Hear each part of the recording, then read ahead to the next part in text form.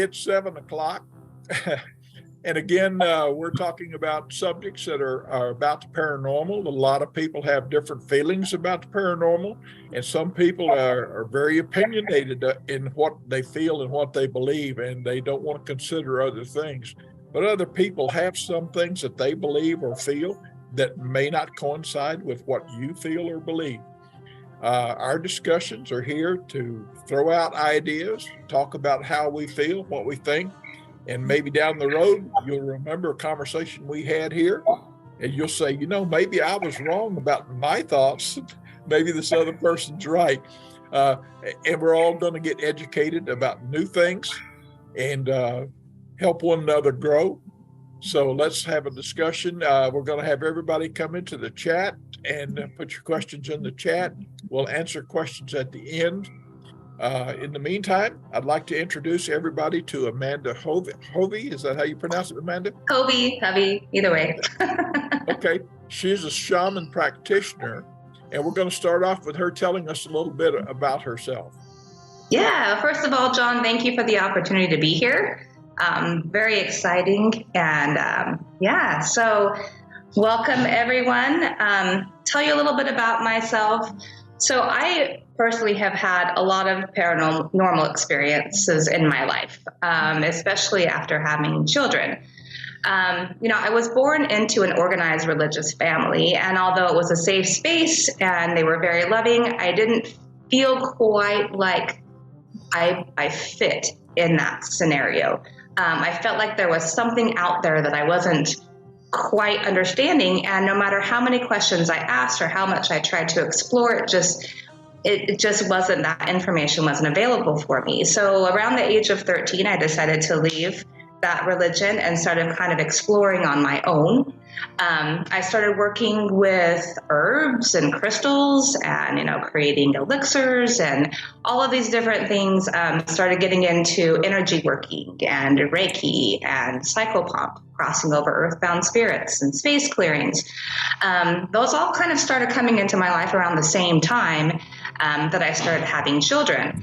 And this information kept coming in of starting to study ancient ways. What does that look like? And so I attended a couple shamanism workshops. And I remember the first workshop that I went to was all about manifesting.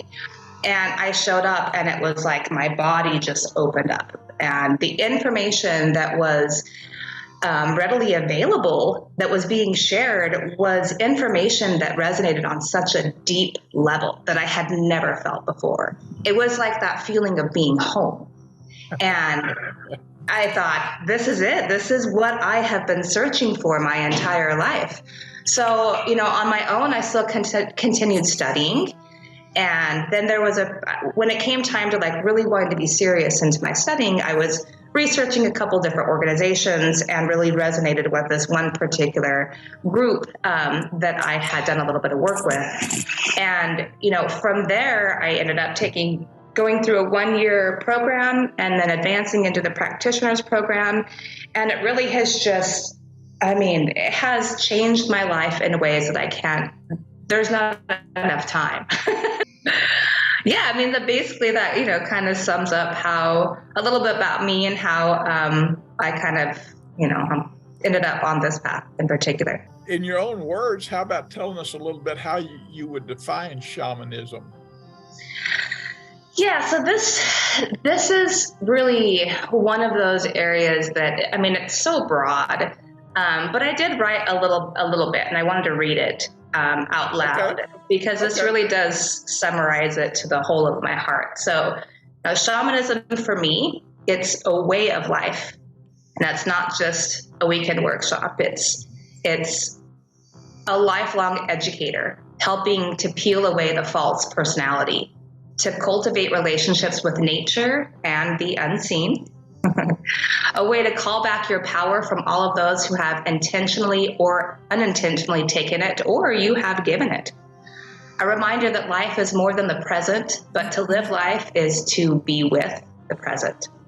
It's a song from a bird, the healing powers of water, the warmth of a fire, the ground beneath your feet. It's all those who walked this earth before us and all those who will walk after. It's past, present, future in all times and all dimensions. It's to know how to walk with one foot in this shared reality and one foot in another. To me, shamanism is truth. My body feels it, my heart knows it. The study of shamanism really is not an easy path, and it's not to be taken lightly. The lessons and challenges are real, to the core real, and the only way forward is to face them head on, just jumping into the void with trust over and over again. Because it is trust, it's vulnerability, it's boundaries, it's discernment. But ultimately, it's protection and love. You defined it, but what is shamanism? So shamanism is a cross-cultural spiritual path practiced in every continent of the world. So according to the Society for Shamanic Practice, shamanism is the world's oldest spiritual tradition. It has been practiced by indigenous peoples around the world for centuries. While each indigenous culture has its own unique practices and stories connected to the people and place from which they emerge, many Western scholars have noticed underlining similarities across cultures. So in other words, this study, this practice and implementation of ancient wisdom began from the very beginning of time, before any religions, organized religions, started to take place. Even before they even existed, humans have coexisted with nature and spirits, not only for survival, like for hunting, navigation, weather patterns, but to learn how to adapt, how to change, and even grow. You know, if you've ever just sat with nature in complete observation, it's incredible how much you can learn, right? So right now, we just entered into a little bit of medicine wheel talk. So we just entered into fall, right? So we just celebrated the equinox. And so that means that we went from the south on the medicine wheel, which is the summer, to the west. And so one of the things that you can kind of think about when it comes to the medicine wheel is just looking at the seasons. So fall is the time to reap our harvest, right? We've worked so hard on our garden and the intense heat and the growth period of the summer. So fall is that time to just take that breath. Everything cools down a little bit. We have the equal parts of the day and night. So there's balance there. There's balance of the masculine, the femininity. There's all of that. And so being able to just really look at nature as a way to help remind us, when leaves fall, they're not like super struggling to fall. They just let go and release, right? So the West is really all about that releasing, being able to just allow ourselves to do that healing that we need to do, go inward and just gently release. Can anyone be a shaman? Well, so you can't really gift the name shaman to yourself, right? Right. So shaman, the word shaman has many different names in many different cultures. So not every culture, not every indigenous tribe will consider their leader, their healer, a shaman, right? They all have different names. Shaman is more of an umbrella name to describe indigenous peoples and healers. They're also, ceremonialists, whether it's for weddings, birth, death, they're storytellers, they're trackers, right? So these are the shamans that are in the indigenous communities and cultures. So to call yourself a shaman isn't necessarily the best practice, right? You can be gifted the name of a shaman, or whatever that indigenous culture or tribe's name for a shaman is. You can be born into it. The title can be handed to you by the community as if you've stepped up in that community to be that leader, to fill that role in that space. Or another shaman, maybe you've been apprenticing for years and years and years, and that shaman now feels that they can hand that title to you. Maybe you're going to be taking over that role in the community. Right. So Nowadays, it's a little tricky because shamanism has become so popular, and there's so many workshops and so many different events and things like that. So it's always good practice to be wary of someone who calls themselves a shaman when they seem to maybe not be of indigenous lineage, right? So we want to make sure that we really, studying these ancient ways, we have to uphold the most respect for these different indigenous peoples. And just out of so much gratefulness and, so much gratitude for their continued, sharing of their ways to help us as Westerners being able to navigate into this complex world that we've created for ourselves. So, it's kind of one of those questions like, yes, anyone can be a shaman, but calling yourself a shaman and being a shaman is completely different. And you call yourself a shaman practitioner. How's that different? Shamanic practitioner. Okay. So that means that I have been studying the ways of the indigenous people for many years. And that I would never call myself a shaman, but the title shamanic still helps to explain kind of that umbrella of the indigenous cultures, right?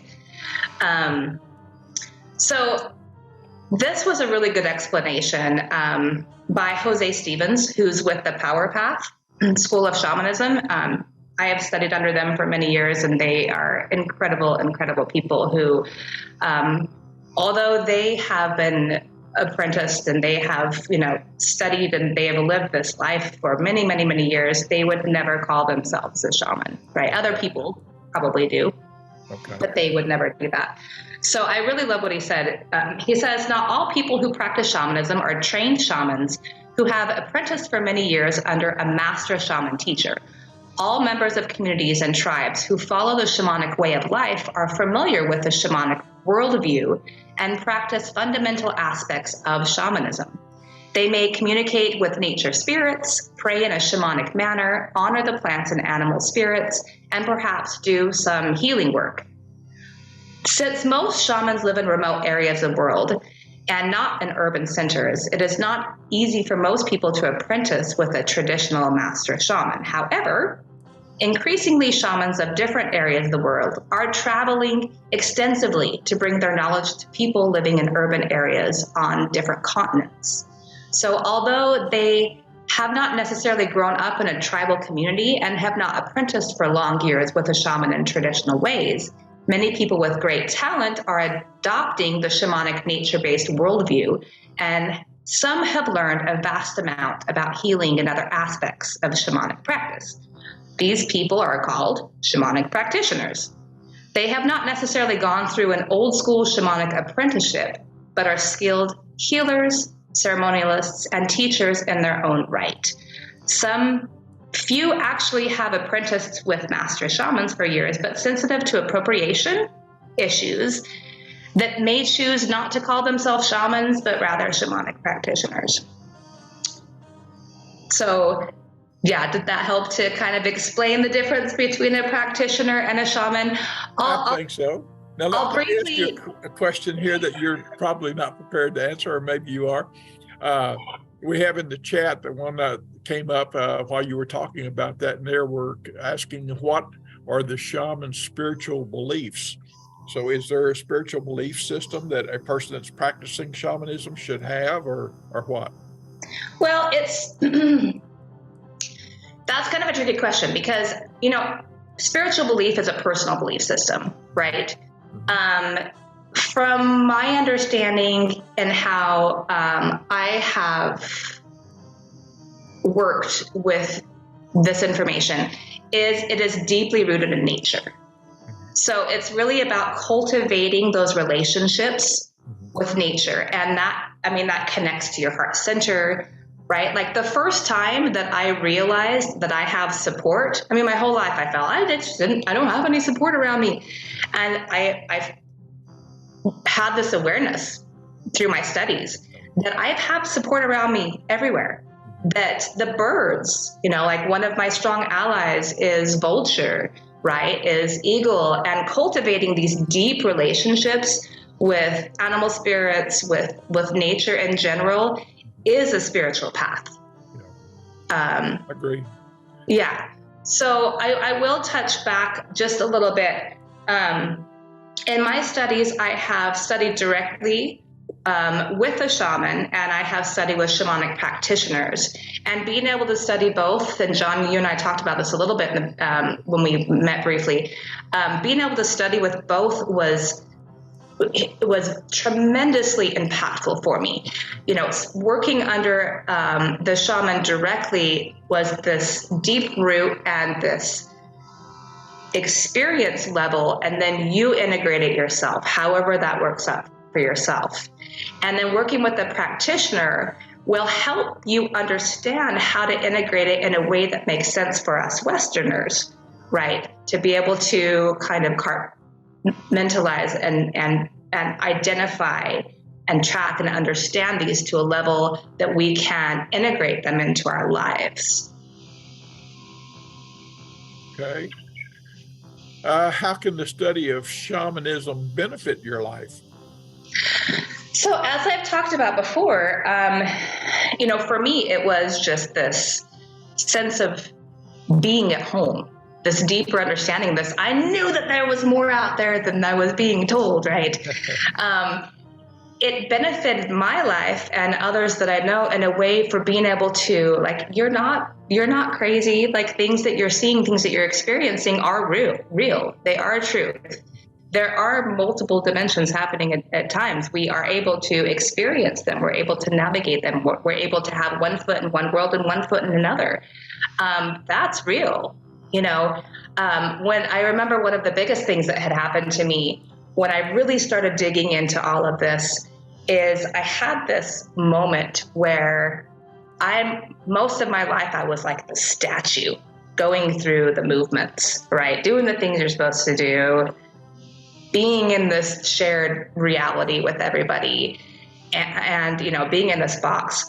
And all of a sudden I was having like chunks of the cement that was just falling off of me.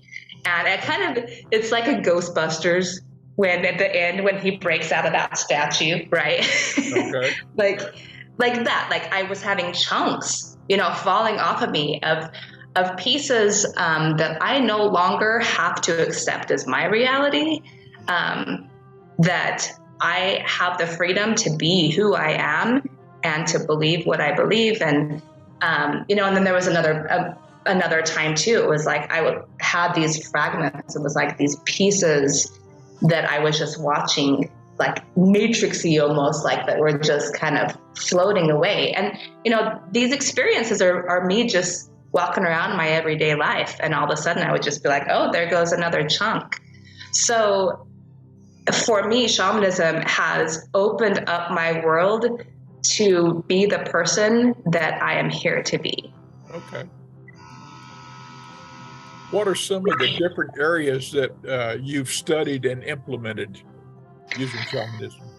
Yeah, so we talked a little bit about the medicine wheel, you know, having an understanding of each of the seasons and the direction on the medicine wheel and how the medicine wheel can really support us, how all these different seasons can support us.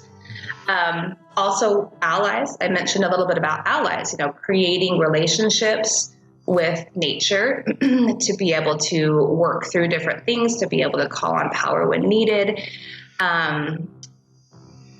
It's tremendously helpful to be able to navigate in those ways.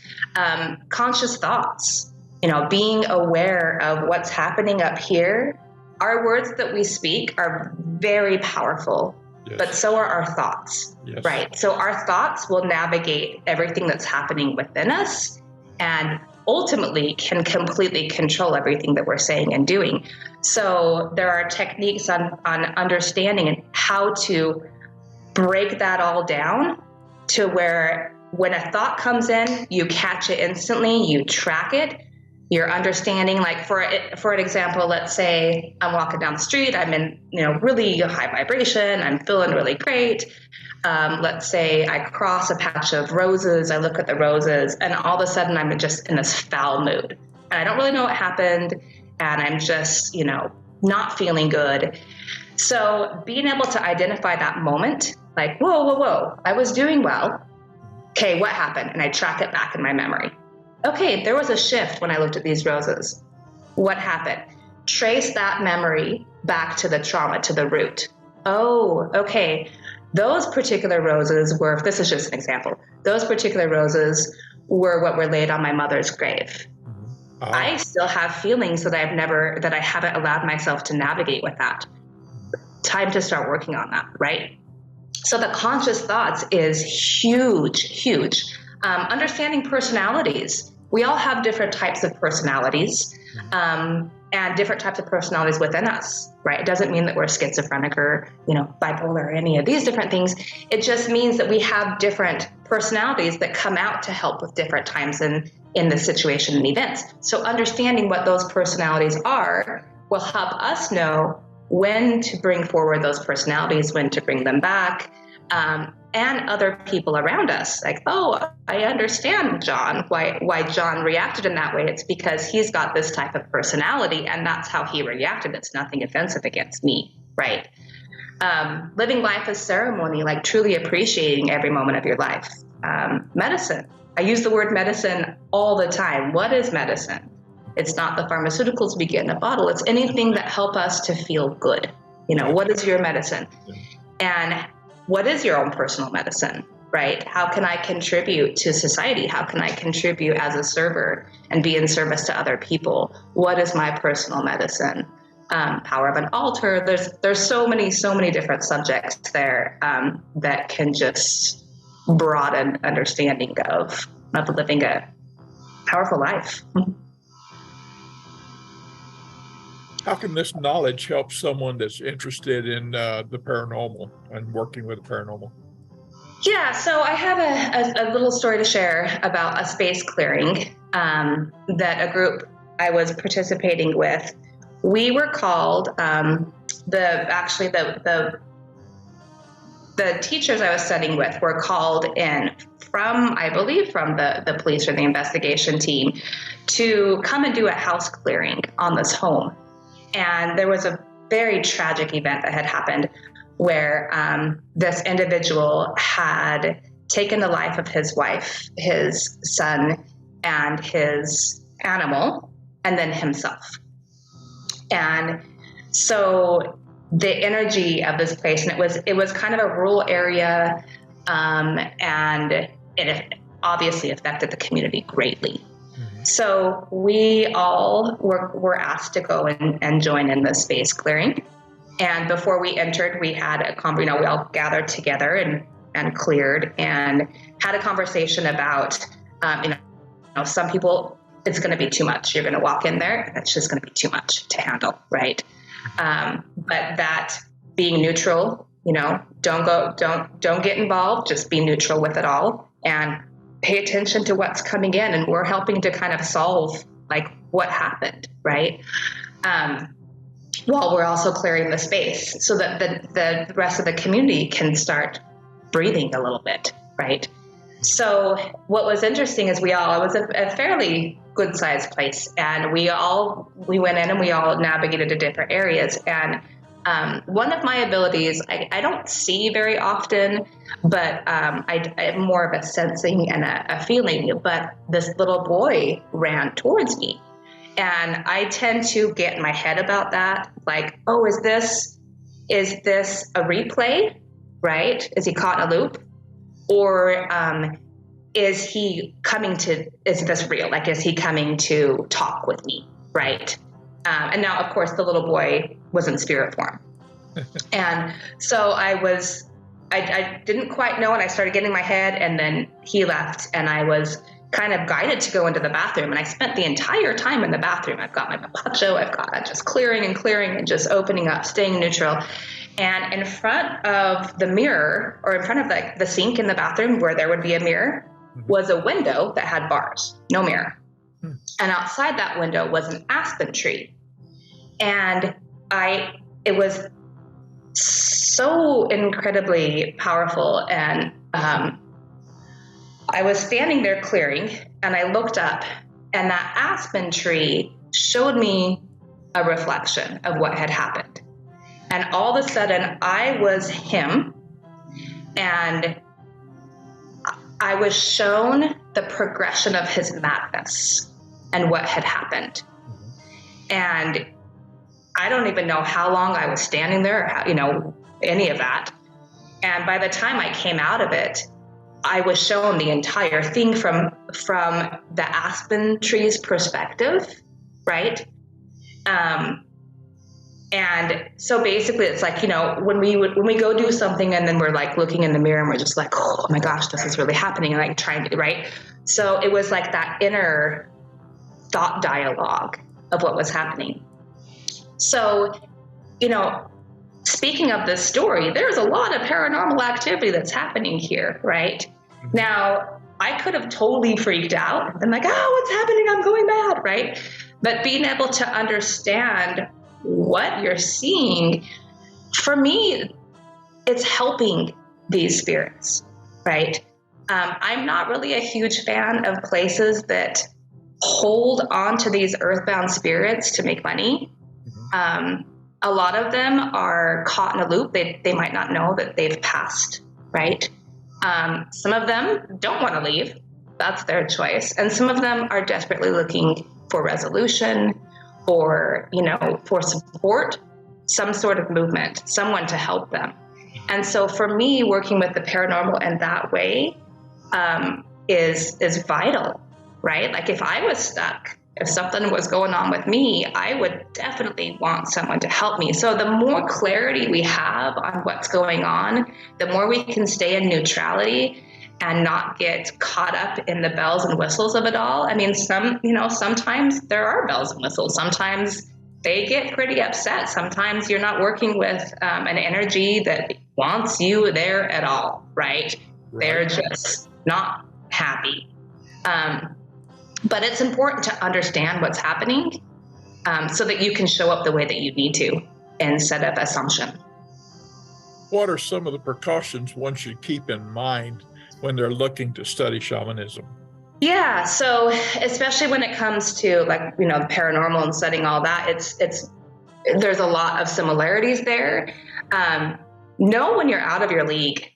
Know when you need to pass this on to someone else who may have more experience than you.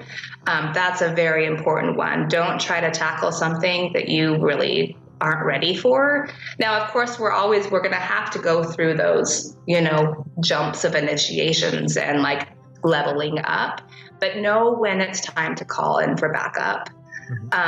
The other thing I would highly recommend is, like I mentioned before, shamanism has become very popular, and there are some people out there that may not necessarily be within integrity of themselves. So I would advise to just be very cautious when you're looking to study under somebody, or if you are going in the direction of ceremonies, especially if you're going in the direction of ceremonies. That is an area that is to be tread very lightly, and make sure that whoever the ceremonialist really knows what they're doing, because there is some not so great stuff that can happen to you when you open yourself up to be vulnerable like that. So, there's groups that have purposely targeted specific people and brought them to Peru to give them plant medicines, and it's kind of sorcery type of stuff, dark energy type of stuff. And you can get sucked in fast because it's amazing and new and exciting. So just like you would with anything else, discernment, listen to your body. Your body, your heart is going to tell you instantly whether you resonate with it or not. Okay. How would somebody learn more about this area of interest if they wanted to pursue it? Yeah, so there's a lot of information out there. You could do some Googling. One of the organizations that I worked for and work with, and they are an incredible, vast organization full of knowledge. It's the Society for Shamanic Practice. So you can go on there, and there's all sorts of information. There's a tab that says New to Shamanism. And you can, they're membership based, but they also have a lot of free content. They've got articles, they've got audios, they've got events, things like that. If you're interested in like a full program, feel free to reach out. I can share the program that I went through and the people that I study under. There's the Power Path, there's Four Winds, there's a handful of them out there, but do your research. Like I really did my research before, wanting to make sure I resonated with the right group. So yeah. Okay, I have gone ahead and posted in Facebook your links to your intothejourney.com and to your also your photography business. Oh, well, thank you. You're welcome. Also from here, where would people go? Yeah, so if you are, John just posted my website, Into the Journey. So you can check that out. I offer different workshops, classes. I also offer healings, clearings. Really great to just be able to, reconnect, realign. So feel free to check out the website. If you have any questions, if you want to get involved, I offer mentorship programs, all these different things. If you just want, a quick, hey, I'm looking for this, can you point me in the right direction? Like, feel free to reach out. Lots of different directions to go in. Well, let me ask you a couple things that are in chat right now. We kind of have skipped some of them. One of them wanted to know, did you believe in the Bible, and what do you feel, or what are your feelings about heaven and hell, or Jesus? Or you believe Jesus was a shaman? I mean, technically, I think he was a shaman. So yeah, exactly. He's a master, an ascended master. Yep. He's a healer. There are many of them. So absolutely, I believe in Jesus. What some people would call God, I would call Great Spirit. Yeah. The Bible, so I feel that there are resources for people who need them. Resources for people that it helps them to just make sense of life, okay. Right? Okay. Some people who need those guidelines. Yeah.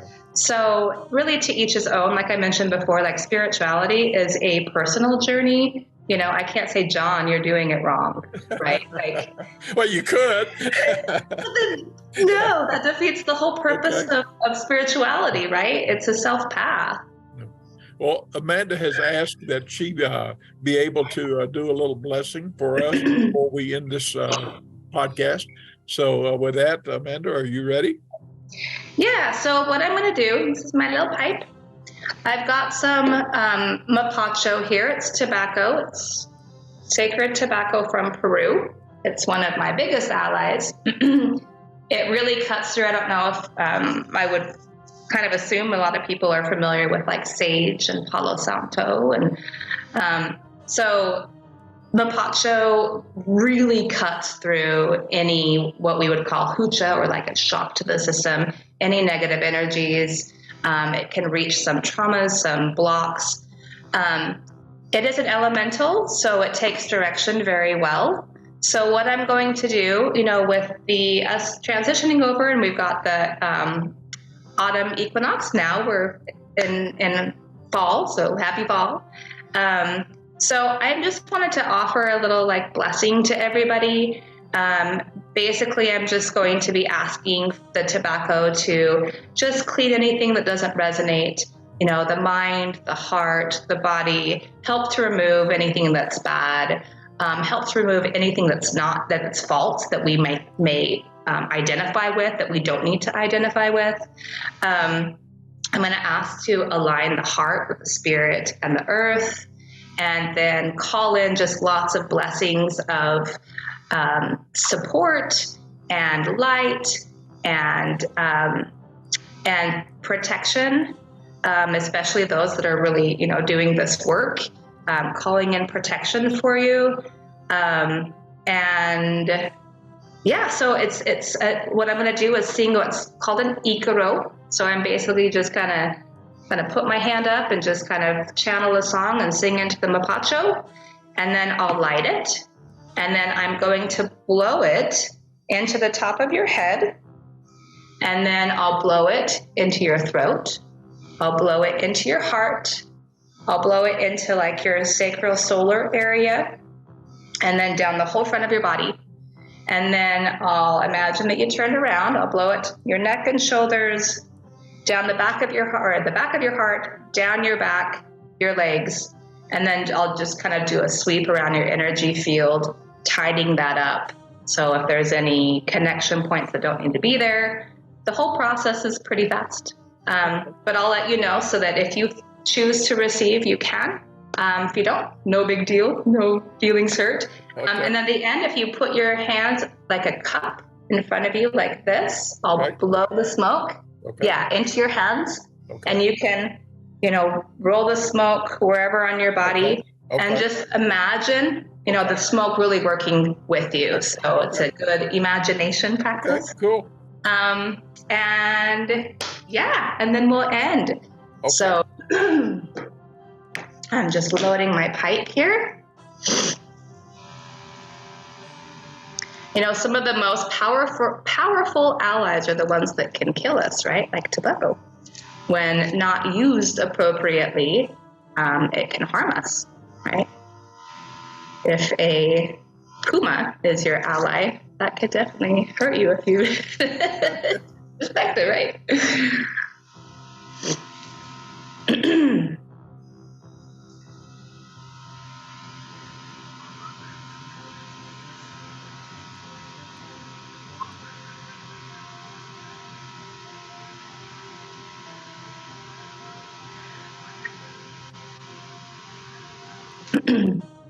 Ayúdanos tu vaquito, ayúdanos tu vaquito, entre medicina, entre medicina, ayúdanos hermanitos, ayúdanos hermanitos, entre medicina, entre medicina, ayúdanos espíritu.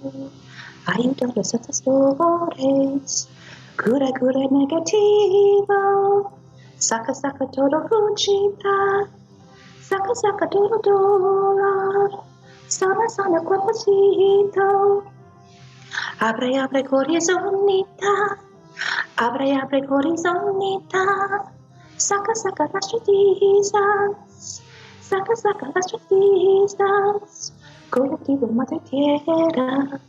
Colectivo espíritu, limpiando negativo, limpiando todo malito, entre la luz brilla, entre la luz brilla, iluminadito, entre la luz brilla, entre la luz brilla, entre espíritu.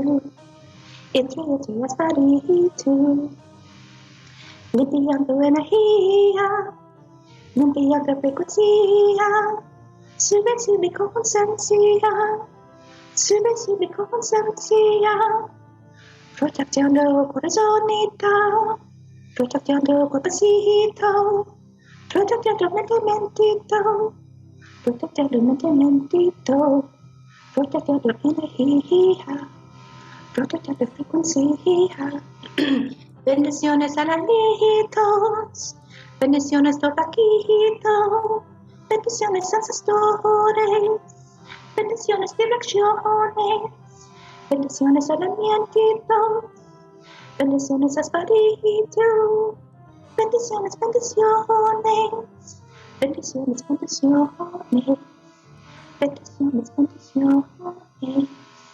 Bendiciones.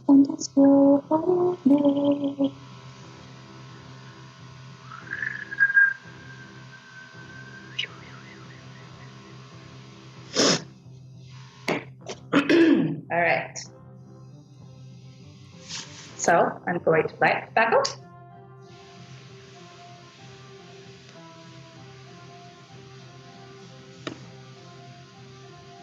I'm going to blow up the top of your head.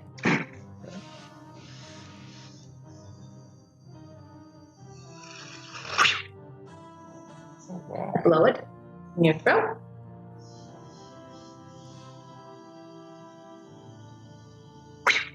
your heart,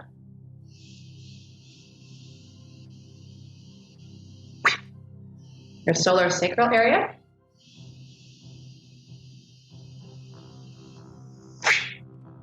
down your whole body,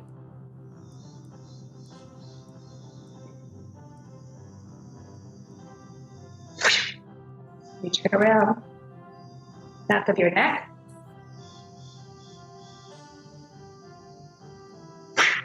shoulders,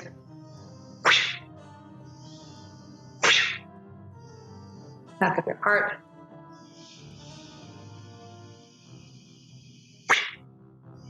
that's the base of your spine, the root chakra,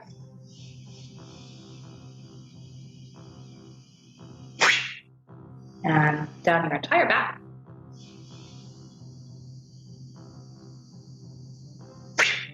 You turn back around. I'm going to just a little anchor point up to spirit.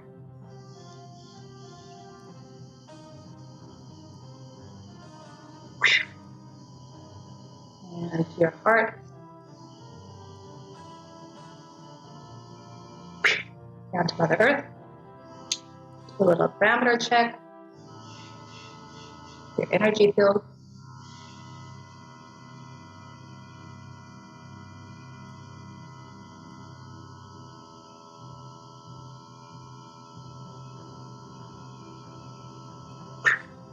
And go ahead and hold out your hands in a cup.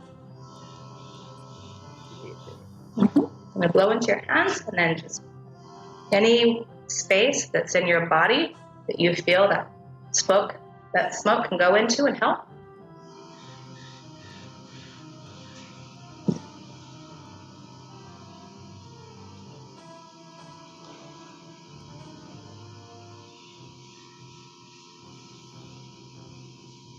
Offer some smoke to the directions.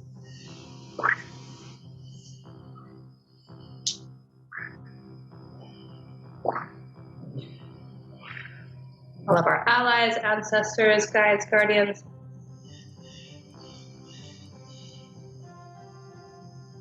And spirit. And to Paranormal Investigations of Houston, to your business, the nonprofit. Okay. Many, many blessings to all of you that are doing this very important work.